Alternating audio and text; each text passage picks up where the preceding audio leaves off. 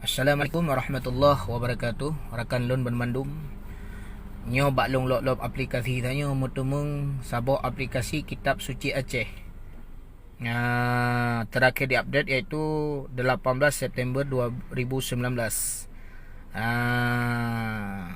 Di dalam aplikasinya leboh kitab yang diterjemahkan dalam bahasa Aceh. Yang pertama Taurat, Zabur dan Injil.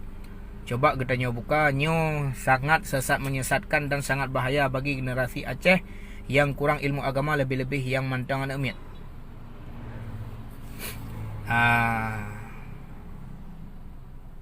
Nyopat kalian bahasa Aceh tulis Isa ngan Nikodemus Nathidro tokoh agama dalam kawan urang Farisi nyanan ke Nikodemus Bak si malam dan sebagainya. Nyo sangat-sangat bahaya. Habaget, nama kitabnya Habaget. Jumlah ji mungkin 20 put on.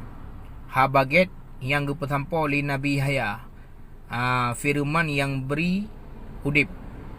Nombor isa nyumpa ni ba awai phone 3 dalam dunia ne pujud firman kana. Firman nyan na sajan po te Allah dan firman nyan saban dengan Allah. Nyo sangat bahaya. Nyo tolong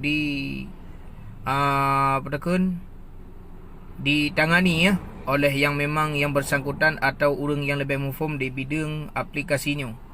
Yang kalian karena nyo kita habagetnya trip kalon dengar, cuman dalam lenteng aplikasi rupaji aplikasi ba Play Store kana. Nyo sangat bahaya.